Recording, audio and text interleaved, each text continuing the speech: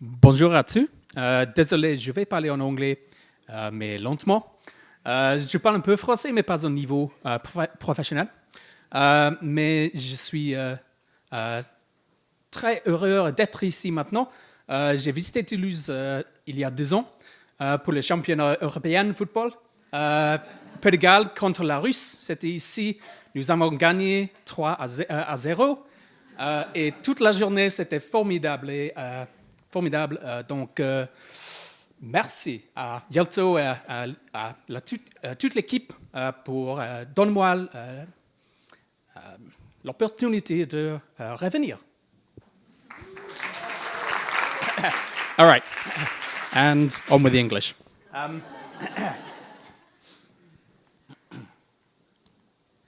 So things have certainly changed in the last 12, 18 months.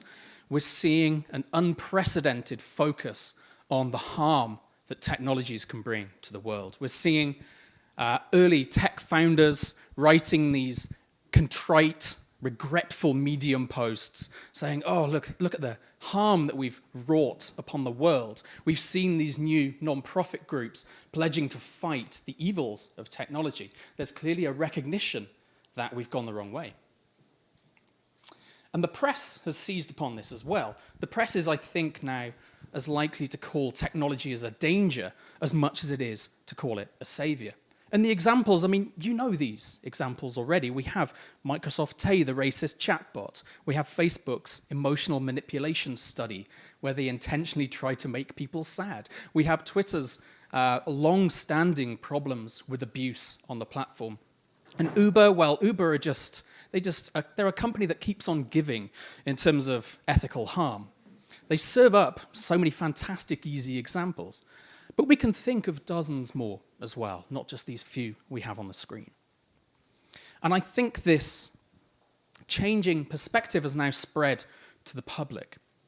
Everyone are a think tank based in London, and they've just released some statistics.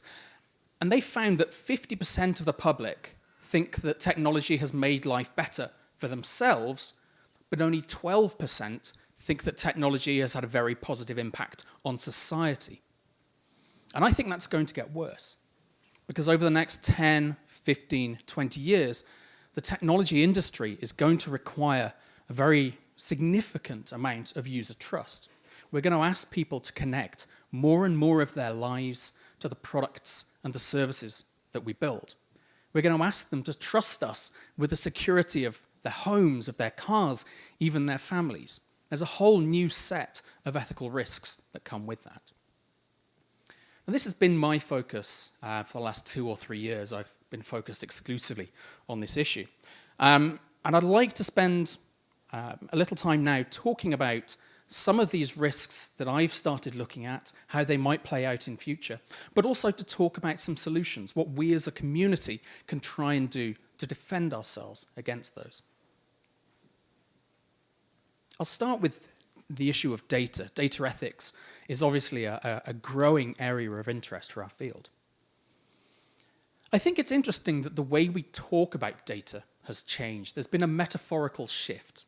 We used to talk about data as if it were a library. There was a metaphor that we used of the library. Data was catalogued, it was indexed, we retrieved it, it was stored, and then we queried and processed that information. But we don't talk that way about data anymore. Instead, we say things like, data is the new oil. One interesting metaphor, therefore, behind that is that data is liquid. It's some unstoppable natural force that surges past us, this torrent, this deluge, this downpour of information. Clearly, we're talking about things in different ways. It's no accident, of course, that liquids have a habit of leaking. But the other thing about this idea of data as oil is that it becomes something we can burn, something we can exploit for profit. And so we have a whole new economy that's been set up essentially using data as a fuel.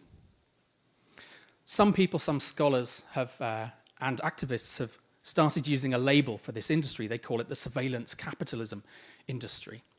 And this term, I think, was originated by Shoshana Zuboff. It's now assumed a bit of a life of its own. You have quite a few activists and campaigners railing against what they see as the excesses of the surveillance capitalism industry. I actually think that whole movement has gone a little bit off the rails because it's focused too much on advertisers. Advertisers, of course, are very keen for our data, but actually I think that's missing a larger point. It's now pretty much to any company's benefit to gather data on its users and to gather data around the world around it. I don't think advertising has any specific claim of supremacy there. One of the most tricky challenges, of course, around data is that it essentially is invisible. And for this, I mostly blame designers. I think we're largely at fault for this. We have chosen to make data something that needs to be hidden from the experience. In the name of pure simplicity and of slick user experiences, we've decided to obfuscate, to obscure the way data flows through these systems. I also blame the security industry, particularly in IoT hardware. You're probably all aware of the IoT botnet, the Mirai botnet, that turned out to be created by some kids trying to get an advantage for their Minecraft server, but it then infected 600,000 IoT devices across the world because these devices are shipping essentially with no regard for security, no proper security protocols. And so data is slipping between these cooperating devices without proper protections and in a way that's completely invisible to the end user. That makes it a breeding ground for unethical behavior. So the public has become resigned to insecurity. F-Secure, they're a company working in the security space, set up a Wi-Fi hotspot. I think it was in London. And in the terms and conditions of this hotspot, they included what they called a Herod clause. The users who signed up to use that Wi-Fi ticked a box saying that they would be willing to give F-Secure their firstborn children in exchange for using this hotspot. 6 people signed up, nonetheless. The usual defenses we have when we bring up data as a topic, we can say, well, we can anonymize, right? We can de-identify personal data. And of course, that's a noble aim.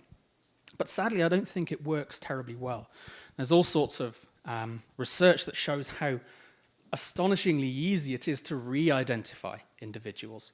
And of course, when you combine multiple data sets and when you bear in mind that you have to defend not only against current technology that can re-identify users, but you also have to defend against every potential future technology, then I don't really think de-identification is a viable strategy. Some people then say, well, the answer is that we should all own our data, that instead of giving it to these companies, we should host it ourselves. There's some myth of decentralization, I think, goes with that as well. I think that's also a slightly flawed answer because we don't have the structure, we don't have ways of extracting value from that data as individual data subjects. This data really only has value in aggregate, housed in combination with the algorithms and the companies that can best exploit it. Perhaps it's better to not collect data at all. I think GDPR, for instance, is a wonderful step forward, and I'm looking forward to seeing how that changes the industry, hopefully for the better. But maybe there's even a nuclear option that some businesses decide to say, you know what, we just view data as a toxic liability. It becomes so costly and dangerous to store, just like oil, that we want to opt out of that game altogether. Algorithmic bias is another problem with which we're already pretty familiar. I'm sure most of you will have heard the ProPublica revelations last year or the year before. They found that algorithms that were used to predict criminal reoffense were systematically biased against black people. If you look at YouTube today, this morning, if you do a search for David Hogg, who's a survivor of the Florida shooting the other day, I believe it's the first 10 videos on YouTube, certainly until very recently, were all conspiracies claiming that he was a crisis actor, that he was paid to appear as if he were a victim of that crime. Any data that we use is, of course, redolent with bias because it's generated from human culture. So any bias in that data becomes a bias in the algorithm. It makes it quite hard to audit that kind of thing. Yet we sometimes have this idea that data is immune from bias because, well, it's algorithms, it's numbers. Lisa Gittelman, who's a data scholar, I suppose you might call her, wrote a book called Raw Data is an Oxymoron. She points out that there's no such thing as clean, unbiased data. The choice to collect certain types of data, how you collect it, and of course then its sources, all have cultural imprints. And this danger, I think, will only grow as the city becomes a platform for data collection. We will start sensing what's happening in our urban environments and then trying to respond to them. We already have things like ShotSpotter, which is an audio technology that listens for gunfire and then alerts the police to send a unit out to investigate. We'll have increasing amounts of computer vision in the world. We already have, in Piccadilly Circus in London, there was a whole revamp of the advertising boards. They've just relaunched them.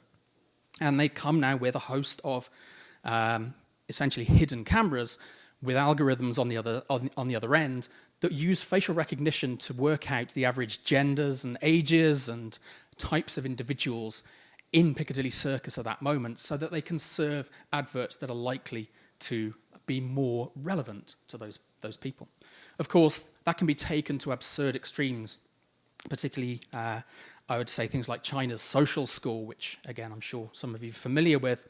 A lot of face recognition companies in China have enormous valuations based largely off the fact that they are given free access to the Chinese face database of 1.3 billion Chinese citizens. Zeynep Tufekci, who's a sociologist, says that what we're doing here is actually building, essentially we're creating the building blocks of authoritarianism. It's clear that these technologies could lead us down some fairly unpleasant paths, particularly if they're used to change our behaviors. Now, all technologies are persuasive to some extent. Recently, that's become an explicit focus, I think, for designers and technologists. And we talk about all the positive potential here. We can nudge people into putting more money into their pensions or saving, stopping smoking or losing a bit of weight. But of course, all of these applications have negative applications as well. The dark pattern is a perfect example of a persuasive technology gone wrong. We try to shape people's behavior into doing something that's not in their interests, but that profits us. Karen Young, who's a professor of law, I think, in London, puts forward the idea that these technologies are going to get more dangerous. She calls this HyperNudge. And she talks about these technologies that essentially will know how to push your buttons so effectively that they'll be irresistible. A HyperNudge system is one that has a huge amount of data about you, your personality, your habits, your foibles, and that it's dynamic, so it will serve you very tailored, persuasive messages, and that it's networked, so it can learn from what works and what doesn't work on a couple of million people and adapt on the fly. Researchers have already found that they can increase purchases on Facebook. So they made some Facebook ads, and they got 50% more purchases. I mean, that's a huge number, simply by tailoring the Facebook ads to certain personality types that they'd implied from the likes that people had on their profiles. Very crude targeting with enormously powerful results. Amazon already has automated nudging algorithms that it uses on the seller side when they have new promotions. They will send, essentially, I think Jeff Bezos said a couple of billion of these persuasive messages they've now sent to try and get their sellers, their affiliates and so on, to change the inventory on their sites. At what point do these technologies become more a shove than a nudge? And of course, this becomes particularly dangerous when we talk about political persuasion, propaganda, and so on. I think it's likely that we're in a state, or will soon be in a state, of permanent information Cold War. And again, all of these technologies, all of these persuasive mechanisms will happen invisibly, creating a power imbalance. Users will have no opportunity to combine forces, to protest, to push for change in those spaces. Addiction, I won't cover too much because we've talked about it today. I'm a little bit less worried about addiction. I think the lines between making a product that's so good that people want to use it and making a product that's designed to attract attention to a harmful space, there's a slightly blurry line there. But it is clear that the chase for engagement has led to some really unprofitable, unhelpful uses of technology. I mean, they may be profitable for the companies involved, but I don't think they are for us as a species. One question I'd have, though, is whether that's uniquely a tech company problem or whether it's actually a function of capitalism in its broader aspects. We also face some significant challenges around the environment and sustainability. Victor Papanek's book, Design for the Real World, is a very well-known example of some of the dangers that lurk within this territory. Papanek opens the book by saying, there are professions more harmful than industrial design, but only a very few of them. Now, when I tell this to digital designers, I often see people sort of going, yeah, but we're digital people. We don't, we're not making these things. We're not, wasting plastics and so on. We're off the hook, surely. I don't think that defense works anymore. If you look at the Volkswagen scandal, the defeat device scandal, where obviously their engines, their cars were programmed to cheat emission standards, that was a software design hack. There was nothing physical about it. That was a software cheat.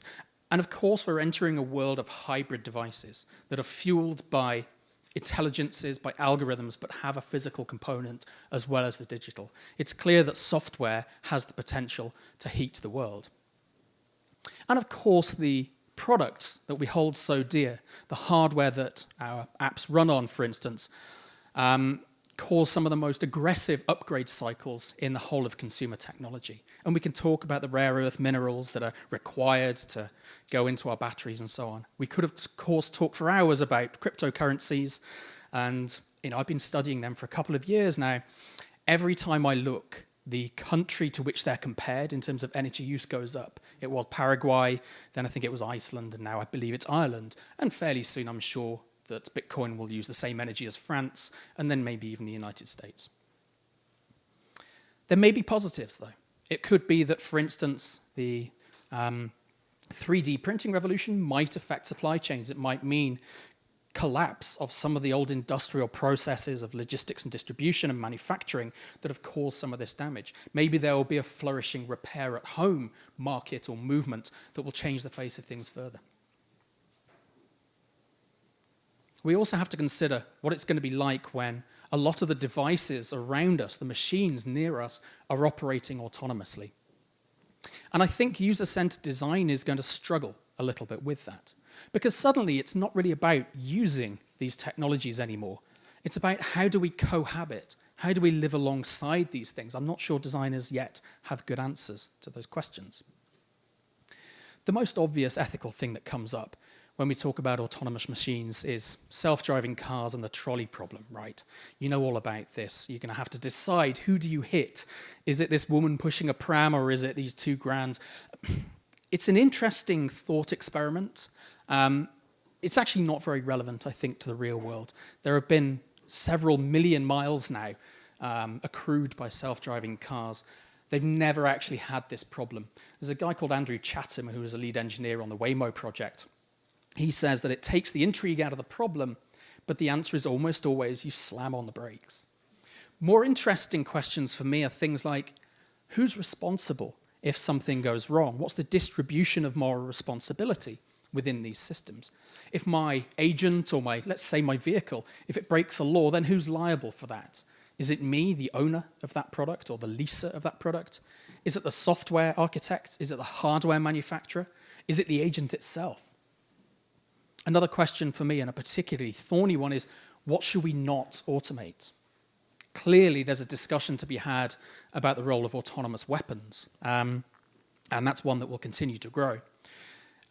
In 2015, you may recall, there was a spate of shootings in Dallas, and the police department, the Dallas PD, identified the suspect, a guy called Micah Xavier Johnson, and they killed him using a robot. Ironically, they actually took a bomb disposal robot, a Remotech Andros robot, and they rigged it with C4 explosive, and they piloted this thing over to where the suspect was hiding and blew him up. And that's the first time a robot has been used offensively on US soil. Now, that wasn't autonomous, that was being piloted. It was essentially a drone, right? It was just being driven wirelessly. But of course, automation will creep into services like that, into products like that. And even if they're being operated remotely, that presumably means they're being operated over Bluetooth or Wi-Fi or some communication protocol that might be very prone to hacking. I'm particularly scared about what that might mean.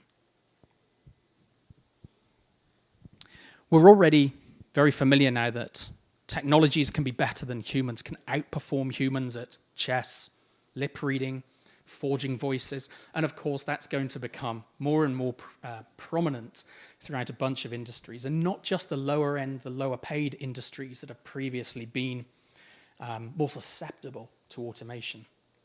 Now there's some disagreement in legal, economic, technical circles about what this actually means for the future of work. It could mean that we end up with no jobs. It could mean that we end up deepening inequality. If you think these systems are likely to be expensive to buy and then cheap to run, which means that only the rich will be able to afford them, but only the rich will profit from their use as well. So we could see an increase in inequality. Or we could go completely the other way and say, essentially, society is unsustainable in its current form without having some kind of safety net, some kind of universal basic income.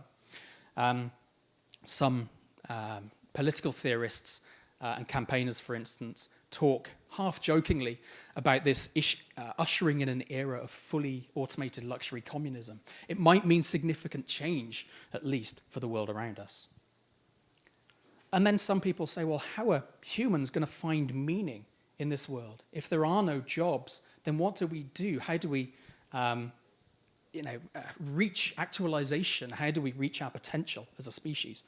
Now, personally, that doesn't worry me too much. Ideally, it causes a flourishing of the arts, of sport, of volunteering. And of course, you can still do the work. I think this is sometimes missed. It just means you don't have to do the work in order to live. Eventually, we will have to, or we may have to deal with an era where intelligences outperform humans in maybe most activities, an era of, call it general intelligence or even superintelligence, if you wish. And this is, of course, the domain of science fiction. Some people argue that this actually isn't too terrifying because this is a solved problem, right? Asimov's laws are surely all we need to turn to determine the behaviors of these entities. It's not going to work, unfortunately. Just in the same way that the Ten Commandments don't work for humankind. You cannot specify and structure behavior and an entire legal system off such simple premises. There's a reason that our laws stretch to billions and millions and however many thousands of words. Those simple commands aren't sufficient. And then there are some very interesting legal and ethical issues as well. At what point do we want to give these entities personhood? You may well have seen Sophia, the robot. A terrible PR stunt, to be honest. She has nothing like any semblance of intelligence. However, she has been given citizenship by the Kingdom of Saudi Arabia. Some commentators pointed out that as a result, she now has more rights than many women in that kingdom. But at what point do we say that something is deserving of personhood, is deserving of citizenship? And then if those things are still created and owned, does that mean we're reintroducing slavery? Joanna Bryson, who's an AI ethicist based in the University of Bath, she is insistent, and I'm inclined to agree with her, that we should actually focus on making artificial intelligences that don't appear human, that we should make AIs that we don't identify with. Otherwise, people will think that we've made people before we actually have. We'll start to behave in ways that actually the system doesn't merit. So there's obviously quite a lot there, right? There's plenty of thorny questions for technologists to get stuck into. So how do we try and tackle, how do we rise to that challenge? I think the first thing we have to do is simply to acknowledge that we've got to start taking ethics more seriously as a community. Now, ethics can be seen as a drag. I think, companies will say this is going to hamper innovation, it's going to slow us down, we don't have time to go through your committees. But I like the phrasing that Peter Paul Verbeek says. He's a philosopher of technologist in the Netherlands. And he says that ethics should accompany technological progress. It doesn't have to oppose it. So we should infuse ethics into our work and see it, yes, as a constraint, but we love constraints. We understand that constraints don't necessarily reduce your design options. They just add extra facets that have to be taken into account. I think done properly, ethics can be a seed of innovation, not just a pair of shears for it. But this requires that we abandon a long-held idea that technology is neutral.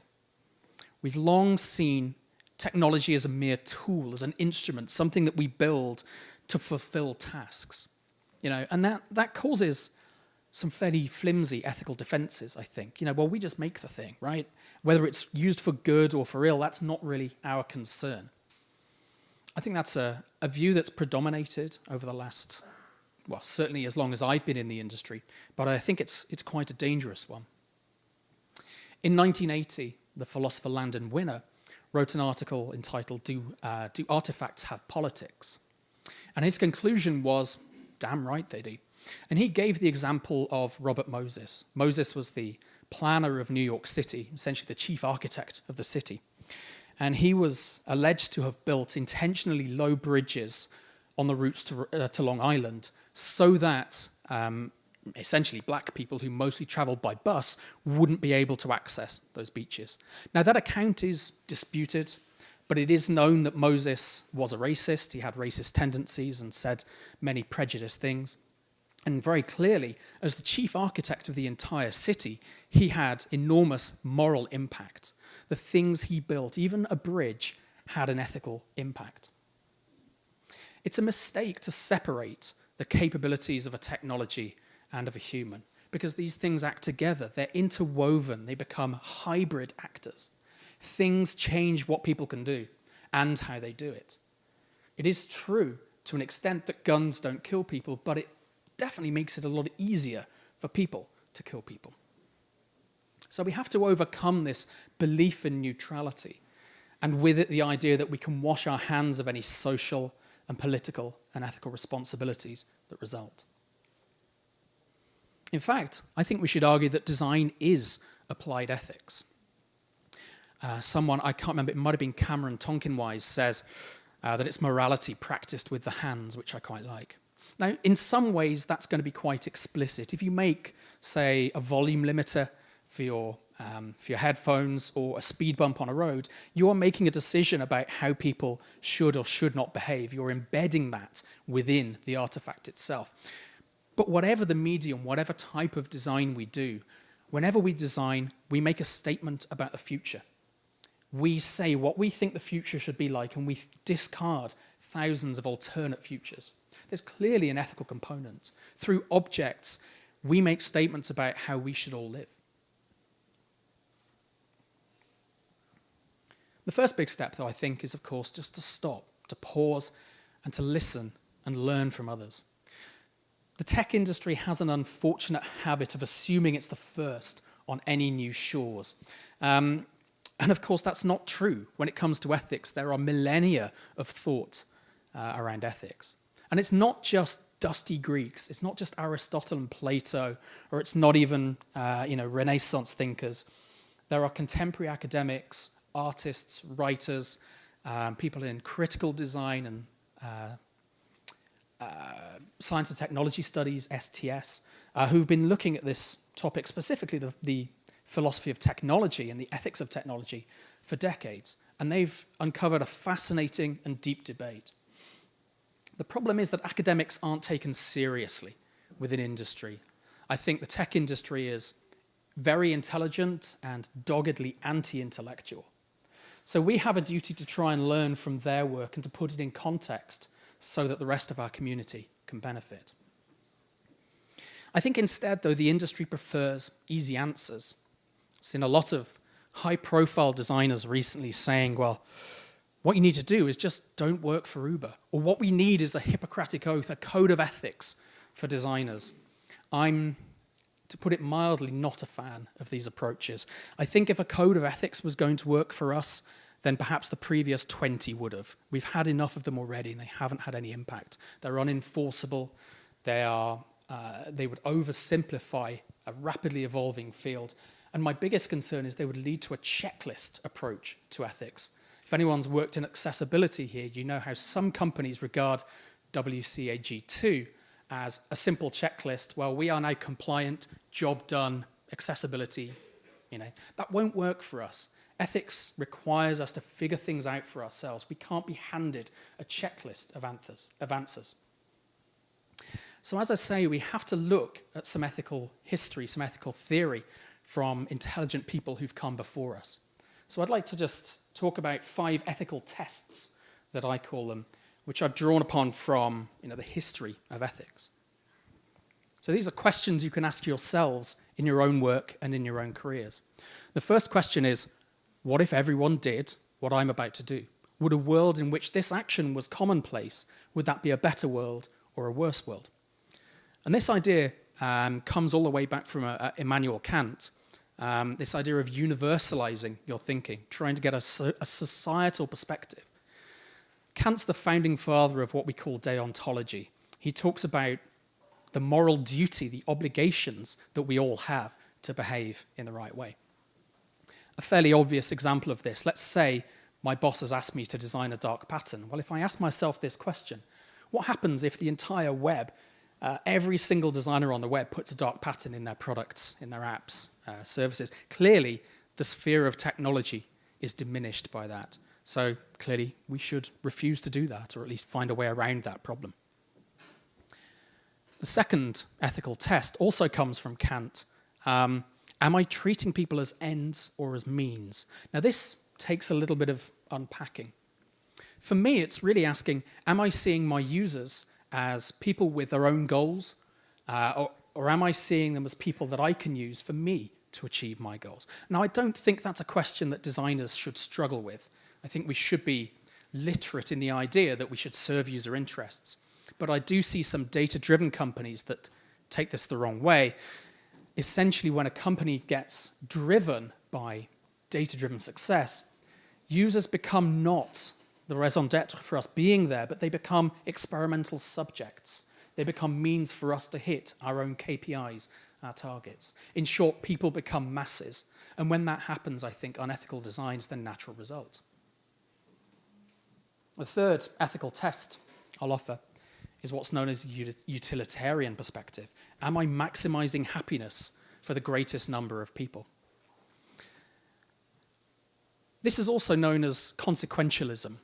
It's a rule that asks us to focus not on the moral duty, not on the obligation that we have, but the impact of our work. Does it actually improve happiness for those around us? And I think we'd agree happiness generally is something we can see as an intrinsic good. We want everyone to be happier in this world.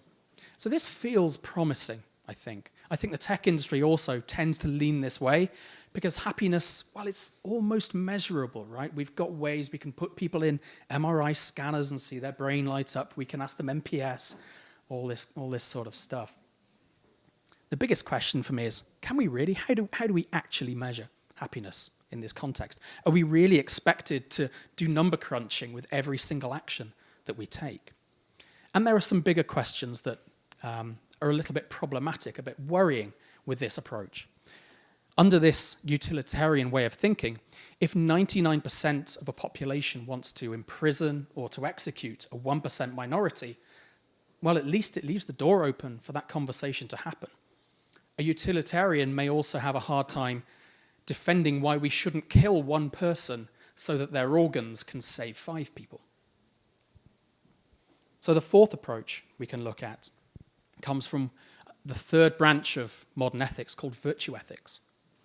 Would I be happy, would I be proud for this, whatever I'm about to do, to be on the front page of tomorrow's papers? And so we're not talking now about moral duty, we're not talking about the outcomes, we're talking really about the character of us. What does this action say about me as an individual?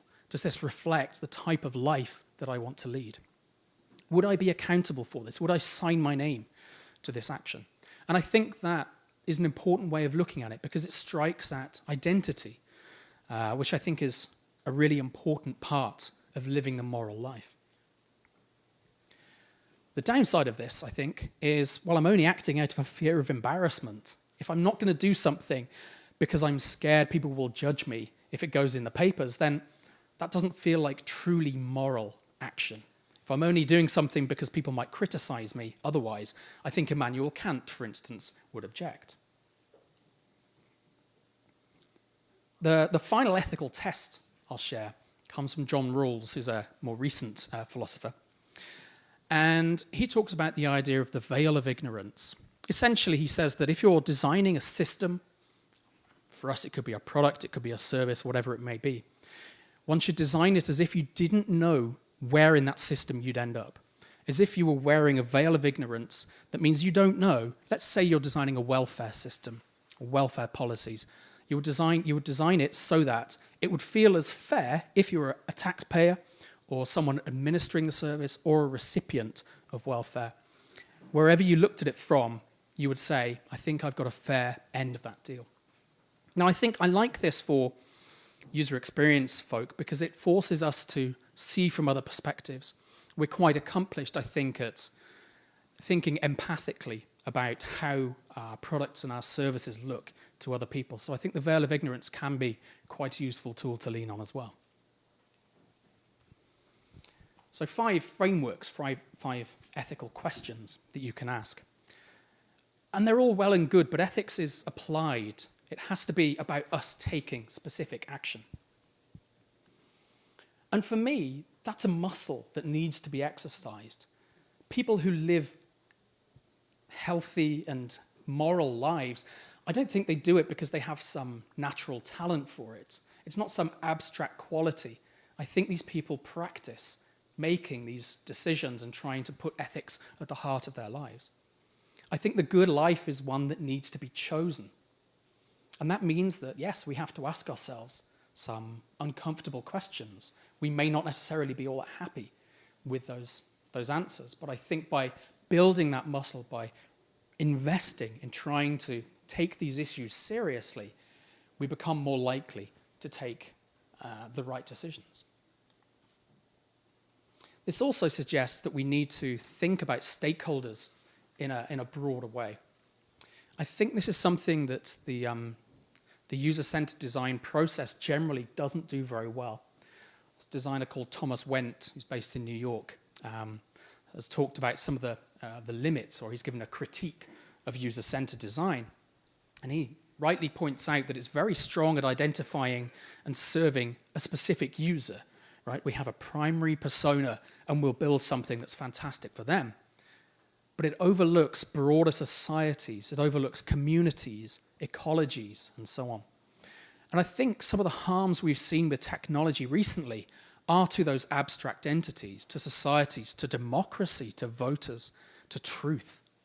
We haven't found a way to incorporate those broader stakeholders and ideas into our work. Maybe we need to redefine who we think of when we're talking, at the start of a project. As Steph's saying, in the research, we identify these people, but let's look broader as well.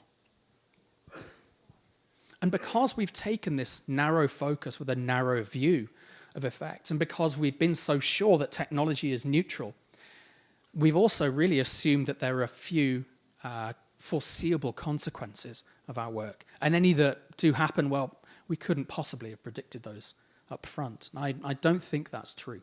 I think there are tools emerging, particularly in futurism and in speculative and critical design, to help people understand the implications or potential futures that might result from decisions that we take today. I also think terrifically important within this is the power of a diverse team. I think a diverse team essentially acts as an early warning system for ethics. You have people who are able to contribute from their perspectives, from their backgrounds, from their communities. Well, did you realize that this might mean this? If you have those diverse perspectives as a team, as a group, I'm sure you're going to find these consequences are easier to anticipate than you might think.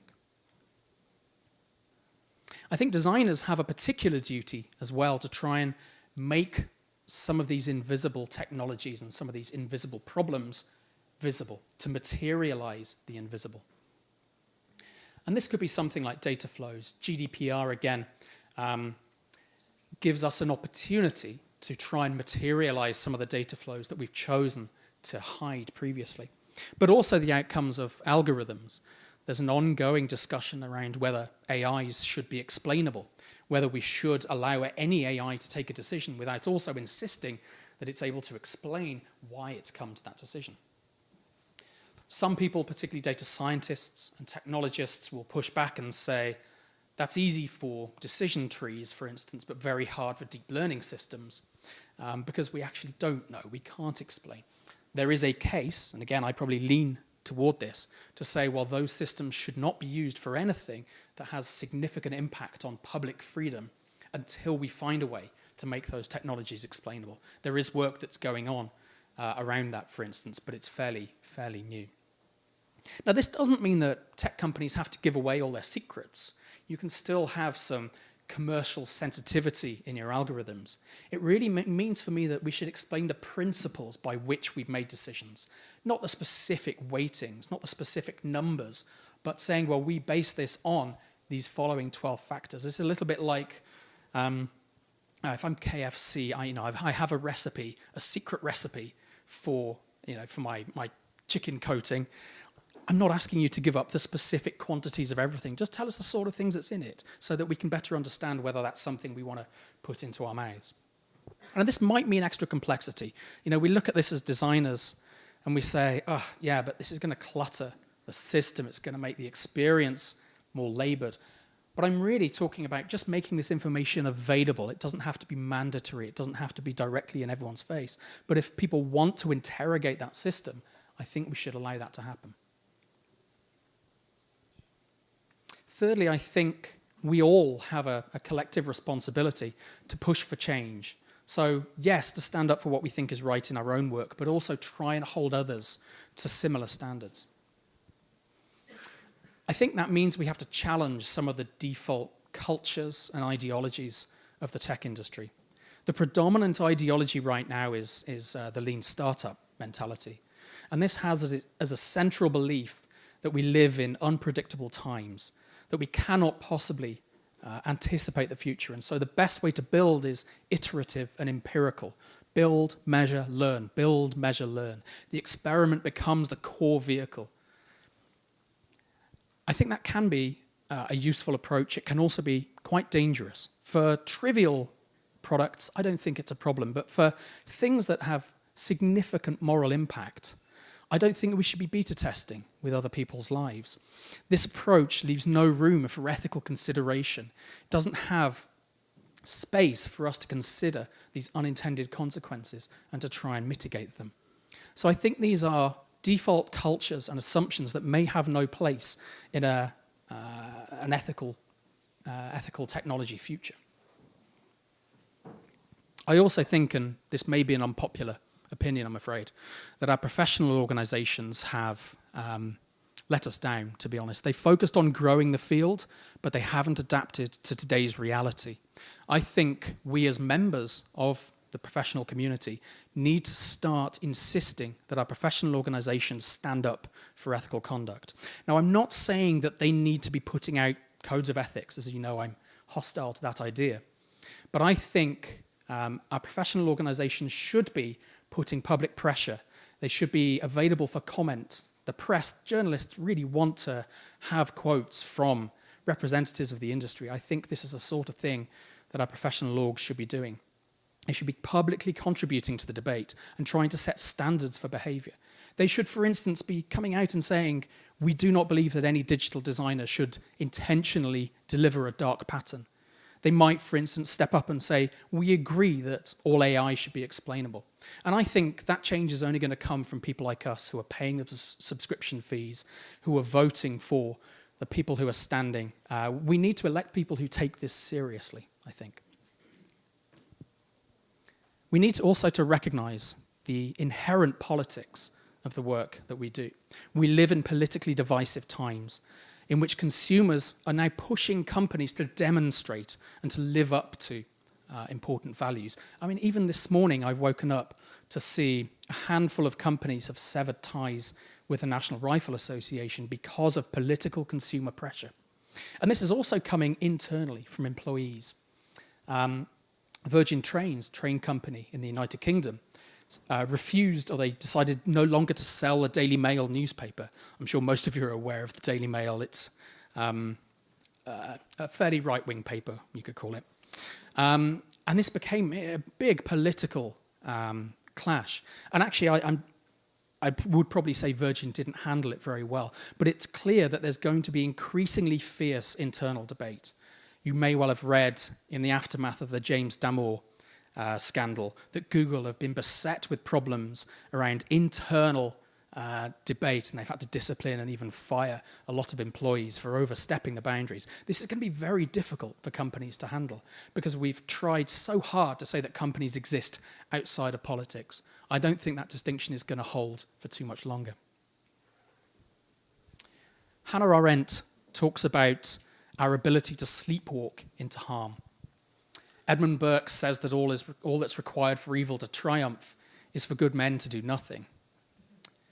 I think the onus is on us, therefore, to make this kind of change in the world. And that requires bravery, and it can be thankless, and it may not make you popular. And that's okay.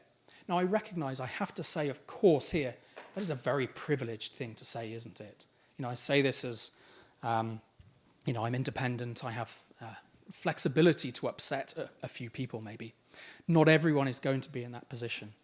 I would say it's completely inaccurate to issue an edict and say, you must never do something in the name of ethics. People have different needs, they have different circumstances. But if you feel safe and respected and comfortable within your organizations, within your communities, you're in a great position to use up some of that goodwill to push for this kind of change, I think, in the world. But one final thought that I want to close with. It's so important when we do this to put our self-care at the heart of everything. I know from experience that taking an increased interest in ethics is not necessarily an easy life choice. And it's never something that's complete. It's very easy, I think, to punish yourself for not behaving as wonderfully as you might want to. Contradictions are natural, though. They're part of human life. You cannot solve everything. I think a lot about ethics, and I'm desperate to try and effect some change, but yet I still fly way too often. I still eat meat. I can't ethically justify either of those things.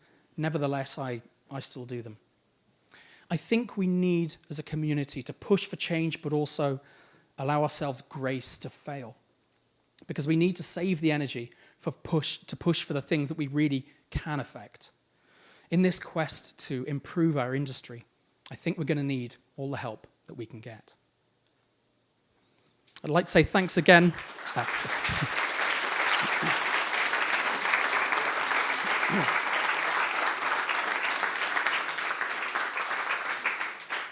Thank you. And thanks again to the organisers, the folks who provide the AV. That's a tough job.